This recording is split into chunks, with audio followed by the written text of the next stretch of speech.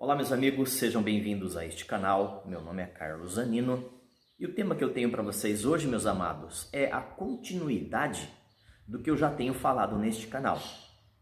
Eu tenho comentado sobre adoração no Velho Testamento e no Novo Testamento. Eu tenho falado sobre a vida que o judeu tinha segundo a lei e a vida que o cristão, o crente em Deus, deve ter na Nova Aliança.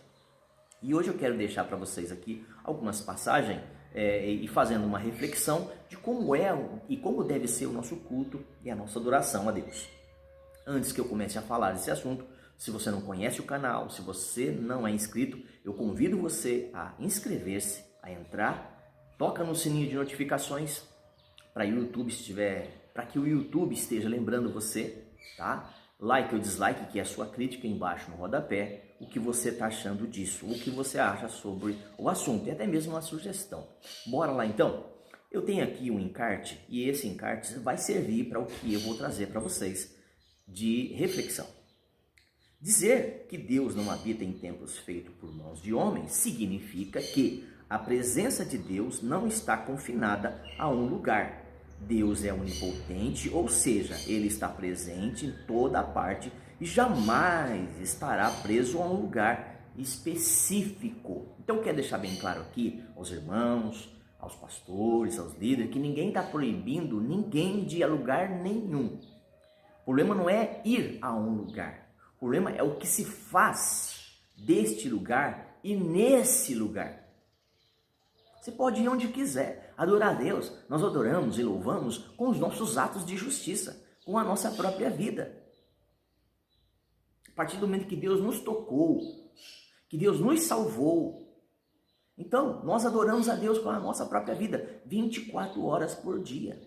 Nós não precisamos de templo, de altar, não precisamos de música, não precisamos de campanhas de vitória, luzes, câmera, ação, para estar congregando, para estar louvando e adorando a Deus, para ter contato, religare.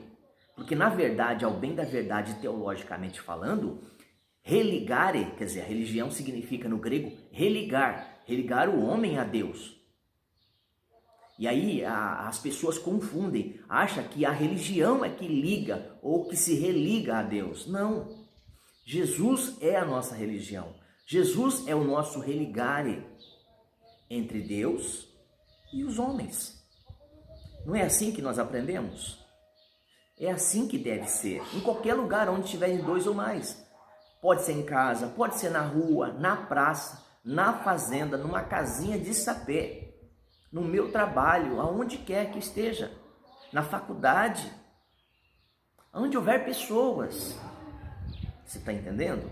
Você consegue me compreender? Estou sendo claro? Já que é uma reflexão, é importante que você entenda esse contexto, essa frase que aparece na Bíblia. Muitas pessoas dizem que Deus não habita em templo feito por mãos de homens, com a intenção de condenar a prática da comunidade por se reunir em espaço físico para cultuar a Deus. Não é proibição, ninguém pode proibir nada. De forma alguma, você faz da sua vida e da sua fé e da sua religião o que você bem quer. É que as escrituras estão dizendo dessa forma. Nós temos que desmistificar. Nós temos que pegar isso, quebrar e refazer. Esse conceito, esse tabu de que não se adora a Deus fora de um templo, é conceito judaico. Meu Deus, acorda, meus irmãos. Nós não vivemos na era judaica e não somos judeus. Então Jesus, em todos os momentos da sua vida, ele era livre. Se vocês forem ler as escrituras, principalmente o Novo Testamento, os evangelhos também, claro, você vai perceber que Jesus, quando foi ao templo, ele foi para dar uma bronca, ele foi para confrontar os religiosos. Ele não foi lá para ficar adorando a Deus, não. A única parte que eu conheço das escrituras é que ele entrou, como era de costume, ele era um judeu, num sábado, para ler o Velho Testamento, porque eles tinham as leis e os profetas, o Pentateuco, e ele foi ali e leu uma passagem que dizia em que ele era aquela pessoa que havia sido prometido desde a fundação do mundo, que ia dar vista ao cego, ia curar, ia libertar. E aí ele traz um resumo, e aí o pessoal, no final dessa carta, desse diálogo aí, dessa conversa com os líderes expulsam ele do templo, expulsam ele da casa de Deus. O apóstolo Paulo também foi expulso dessa tal casa de Deus. Então por que você vai procurar Deus num lugar que ele já não está mais? Os discípulos foram expulsos dessa tal casa de Deus. Os reformadores, quando disseram está tudo errado, e colocaram lá 95 teses na porta de uma grande catedral de Gutenberg, não sei se essa é a pronúncia, expulsaram ele de lá. Não sei se você me entende. Como é que se vai num lugar onde Deus não está, onde ele já foi expulso de lá, desde o Velho Testamento? Você vai procurar o que lá?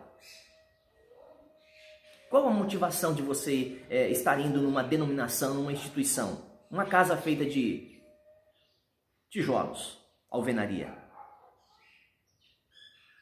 Se você não entender que o Novo Testamento, a Nova Aliança, está falando de um relacionamento pessoal com Deus, você não entendeu o que é o Evangelho, você não entendeu o que é as Escrituras Sagradas, você não entendeu o que Jesus Cristo fez na cruz.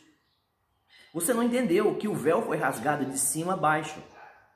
Agora não há mais nada entre nós e Deus.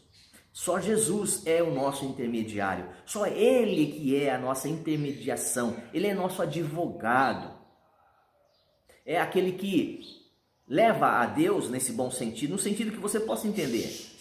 É o Filho que leva as nossas orações, a nossa vida, as nossas necessidades ao Pai. Foi Ele quem nos religou ao Pai, para você entender melhor, para ser mais didático. Então, qualquer lugar que você vai, onde você esteja, 24 horas por dia, porque adoração e louvor são os nossos atos de justiça, é amar o próximo, é perdoar, é conviver, é receber, é não fazer acepção de pessoas, é fazer o bem, é pensar o bem, é ajudar o próximo, é socorrer o órfão, a viúva e o necessitado. Entendeu agora? Não sei se você está me entendendo.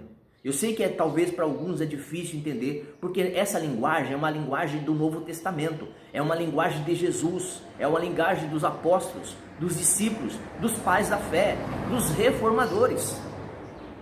Não vivemos como vive o judeu. O judeu ainda vive na lei mosaica, que precisa de sacrifícios, que precisa de um templo, que precisa de dogma, de cerimoniais. Nós não precisamos, porque nós nascemos de novo, somos uma nova criação em Cristo e vivemos uma nova aliança em Deus. Tá? Mais um pedacinho para você. Então, quais os versículos que dizem que Deus não habita em templos feitos por mãos de homens? No livro de Atos dos Apóstolos estão 2 versículos onde podemos ler exatamente que Deus não habita em templos feitos por mão de homens. Primeiro foi o diácono Estevão. Quem lê a Bíblia, infelizmente poucos leem, né? O diácono Estevão foi apedrejado porque disse esta frase. Porque confrontou os líderes, os sacerdotes daquela época. É assim hoje, é a mesma coisa, tá bom? Então quem fez essa declaração durante o sermão que culminou em sua morte foi o próprio Estevão. Ele disse, entretanto, porém, mais do que qualquer outra coisa, Deus não habita, o Altíssimo não habita em casas feitas por mãos de homens. Atos 7:48. Durante a morte de Estevão por apedrejamento, após dizer essas palavras, Paulo de Tarso, o Tarso que depois de ter um encontro com Deus, se transformou em Paulo e não mais Saulo de Tarso, tá? Então Paulo de Tarso, ou Saulo, como queira, estava presente. Curiosamente, mais tarde, após Paulo ter sido convertido a Cristo, ele mesmo fez uma declaração muito semelhante a essa. Ele disse: o Deus que fez o mundo e tudo o que nele existe, sendo ele Senhor do céu e da terra, não habita em santuários ou casas feitas por mãos humanas. Atos 17:24. Essas declarações de Estevão e de Paulo estão fundamentadas num princípio bíblico amplamente enfatizado em todas as Escrituras. Estevão, por exemplo, ele fomenta, ele diz, ele declara, trazendo uma profecia do próprio Isaías, um dos profetas maiores. Ele faz a lembrança do que o profeta Isaías, do Velho Testamento, disse o quê? O que o profeta disse naquela época? Assim diz o Senhor: o céu é o meu trono, o céu é o meu trono, e a terra o estrado dos meus pés. Que casa vocês vão me edificar? E qual é o lugar do meu repouso? Isaías 66:1 e 1 Reis 8:27. Por que Deus não habita em templos feitos por mãos de homens? Olha, quando nós observamos essa grandiosidade de declaração, essa revelação escriturística, podemos entender que por ele e através dele é que nós temos acesso ao Pai, acesso livre. Ele é Deus do universo, é o Criador de todas as coisas em sua plenitude. Tá? Então, durante o Antigo Testamento, o próprio Deus ordenou que os israelitas construíssem santuário. O objetivo naquela época era trazer a presença de Deus para o meio deles. Êxodo 25:8, porque até então o Espírito Santo estava apenas sobre o profeta, o rei e o sacerdote. Porque Jesus não havia vindo na sua plenitude, não havia morrido em nosso lugar, para que depois o Espírito Santo batizasse, preenchesse, enchesse os homens aqui na terra. E isso aconteceu em Atos dos Apóstolos. Se você pegar Atos dos Apóstolos 2 em diante, você vai entender que a igreja começou exatamente dessa forma e naquele lugar, daquele jeito. Mas, entretanto, porém, ainda era um momento de transição. Se você continuar lendo Romanos, se você continuar lendo as epístolas, você vai perceber que havia momento ali ainda de transição do judaísmo para o cristianismo. Então nós somos igreja gentílica, não tem nada a ver com o judeu. Deus tem um plano para o gentil, para a igreja gentílica, e Deus tem um plano para o remanescente judeu. Deus tem um plano para a igreja gentílica aqui até o arrebatamento. Depois do arrebatamento, Deus tem um plano de conversão para o povo judeu. A forma de adoração e louvor não tem nada a ver, é o oposto, ok?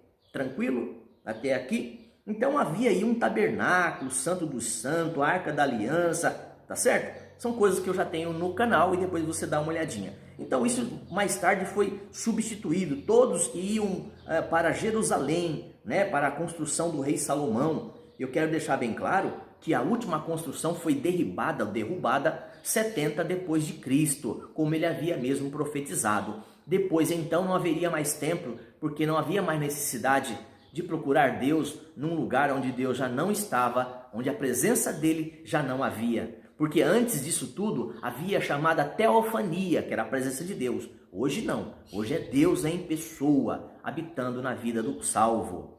Beleza então? Então dá mais uma olhadinha lá. Eis que o céu e a terra, o céu do céu, não te podem conter, quanto menos esta casa que eu edifiquei. Quer dizer, os próprios edificadores da época, tá? Salomão, por exemplo, disse em 2 Crônicas 6:18 que não era possível conter Deus em um templo feito por mãos de homens. Uma casa é impossível. É impossível. Tá certo, meu querido? Então é interessante você entender aí o que é o velho e o que é o novo. Tá certo?